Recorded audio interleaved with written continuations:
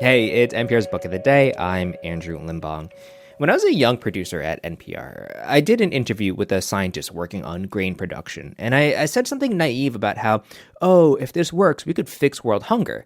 And he went silent on the other end of the phone for a beat and went, no, world hunger isn't a science problem. We have the science. It's everything else that's the issue.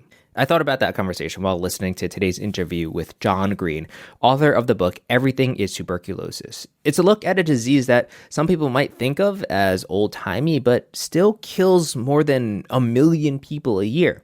And in this interview with Here Now's Robin Young, Green makes the point that the science exists to cure TB, but people are still dying anyway. That's coming up. This message comes from Amazon Health. Have you ever been so sick that even the thought of standing up to go to the doctor made you even more sick? Amazon One Medical has 24/7 virtual care, so you can get help while horizontal. And with Amazon Pharmacy, you can get medicine delivered fast right to your door. You just have to make it to your door. Thanks to Amazon, healthcare just got less painful.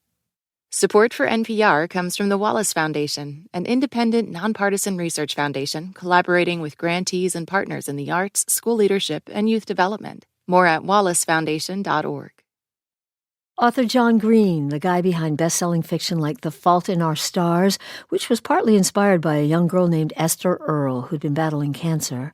Well, John has a new book out, which also takes inspiration from a young person named Henry, who also had a disease. For millennia, it was the world's most deadly infectious disease, and it still kills more than 1 million people every year.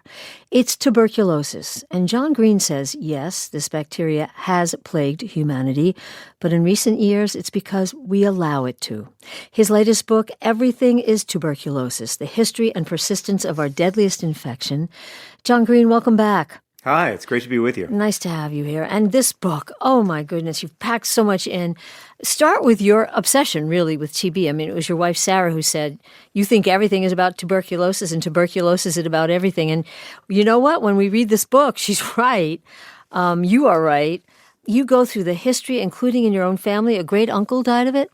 That's right. My great uncle Stokes Goodrich died of tuberculosis when he was 29 years old. He was working as a lineman for Alabama Power and Light. And he died in a sanatorium like so many millions of Americans. Right, yeah, hidden away. Well, and you cheekily, right, but it's true. New Mexico became a state because of TB, other states as well. In the West, because it was thought maybe it was the air that could help people with tuberculosis survive, so they moved there? Yeah, that's exactly right. People would move west trying to get that clean mountain air or that clean desert air. Nobody quite agreed on what the clean air was, but it was definitely out west.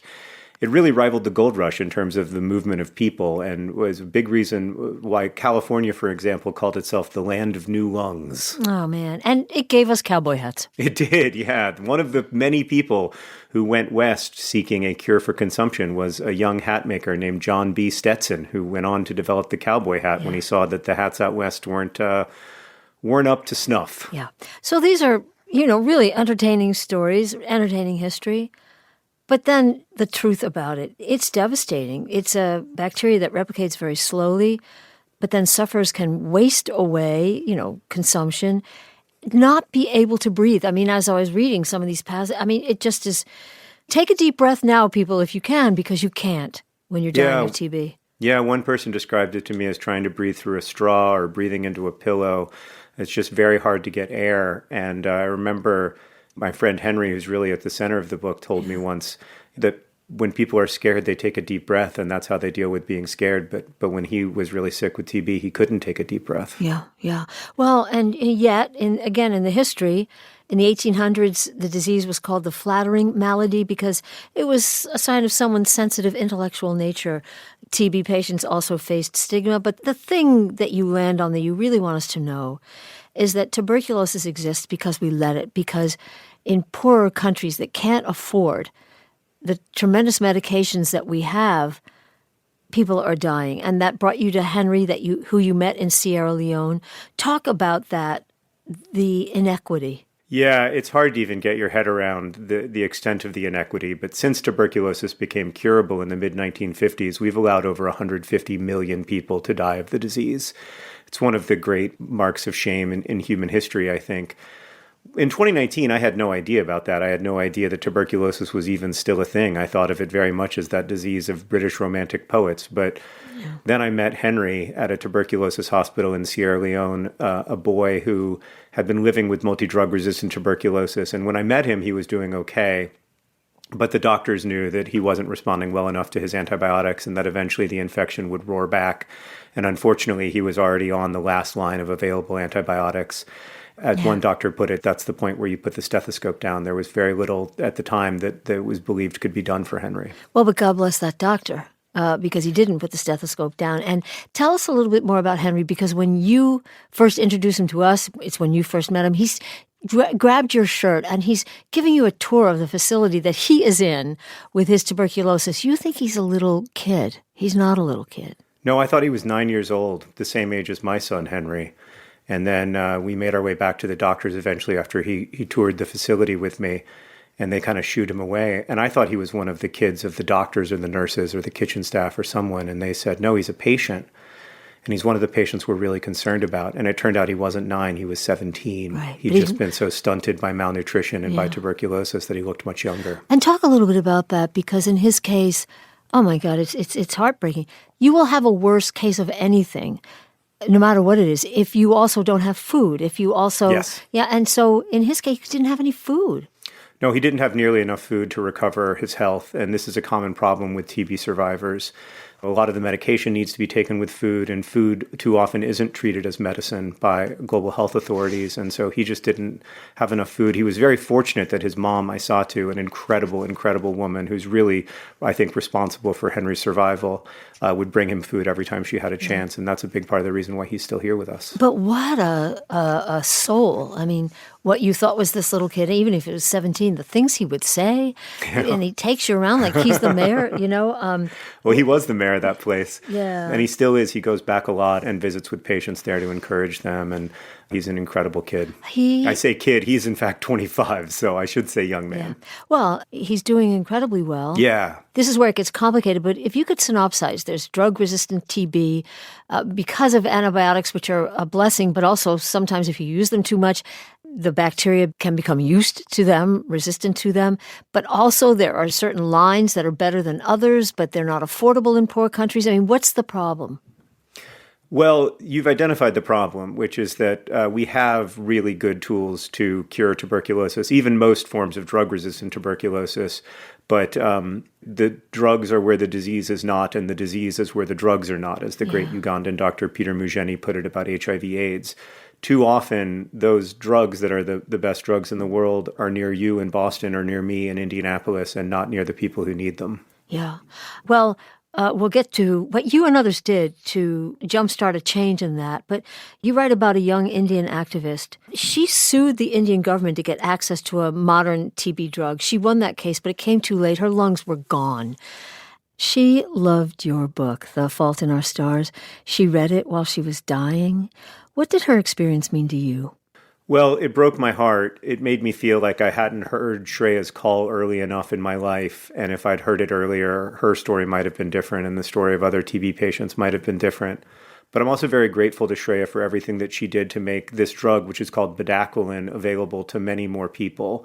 As a direct result of Shreya suing her government for access to bedaquiline, today tens of thousands or even hundreds of thousands of people are able to access that drug and see their lives saved as a result. Yeah. Her legacy is rippling through each of those people's lives. Yeah. Well, when you say, if you had heard her call, I will never play the game Marco Polo in the pool the same way again. Because that's how you describe it. You know, someone says Marco, someone answers Polo, they try to locate each other at night. You felt like she was calling you, you know, reading your book as she was dying, but you didn't respond. Well, later you did. You and your many fans succeeded in pressuring Johnson & Johnson to lower the price of one of their tuberculosis drugs. They wanted to extend the patent so that they could keep it to themselves and raise the prices. But in fact, ultimately, there are generic drugs being made, which is what needs to happen to get them cheaper. Paul Farmer, of course, the late Paul Farmer and Partners in Health does such magnificent work, still does around the world. You know, you and he and others pushed companies to lower the cost of a rapid testing technology. You're very humble about your role in this. But you've invited people to do this with you. What are they called? TB Fighters? Yeah, TB Fighters. You can find them at tbfighters.org, and they're an incredible group of people. I want to be clear, and you'll say that I'm being humble, but I'm just being honest that, in both those cases, we had a small part to play, but I think, we were happy to play our small part trying to pressure companies to do the right thing, lower their profit margins so that people can access these drugs, especially, and diagnostics, especially given that so much of the funding for those drugs was actually paid for by us, by the people of the United States, or by people living in other countries where public money goes toward drug development. That's really the story of bedaquiline. Right. But Johnson & Johnson had the patent and wanted to evergreen their patent. And through the work of so many different people, we were able to eventually get J&J to abandon all attempts to evergreen that patent. And as a result, the price of bedaquiline is now over 50% lower than it was just a couple of years ago. Well, it is also your book, even though it was written before what we've been experiencing in the last month. It's the story of USAID. It's the story of why we do this. And to those saying, and we're hearing it, why are we investing in these other countries? Well, because TB doesn't care about a border, and it's here. Oh, yeah, TB is very much here. There are 10,000 cases of active TB in the United States every year. That number has been going up for the last several years. And TB anywhere is a threat to people everywhere. This is an airborne disease. But I think we also have an obligation to understand that we are part of one human story, that the story of human health is deeply interconnected, that it knows no political borders, and that our obligations extend throughout the world. Well, and that people like Henry are worth our attention. And, I just fell in love with him. That's exactly right. I mean, people like Henry are worth our attention. And if we believe, as I think we all do, that every human life has equal value, we must live that belief. We must find ways to live that value. For instance, my brother had cancer a year and a half ago. And at no point in my brother's cancer treatment, even though it cost over 150 times more to cure Hank than it cost to cure Henry, at no point did anyone say, this is a bad investment or this isn't cost effective. We would never say that to someone like Hank. And so why are we saying it to someone like Henry? John Green, his latest book, Everything is Tuberculosis, The History and Persistence of Our Deadliest Infection, still with us. John, thank you so much. Oh, thanks for having me.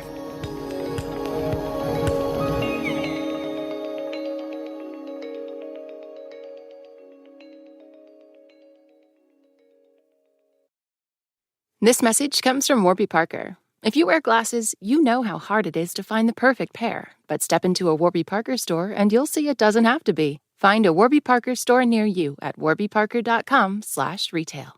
Support for NPR and the following message come from Washington Wise. Decisions made in Washington can affect your portfolio every day. Washington Wise from Charles Schwab is an original podcast that unpacks the stories making news in Washington. Listen at schwab.com/WashingtonWise.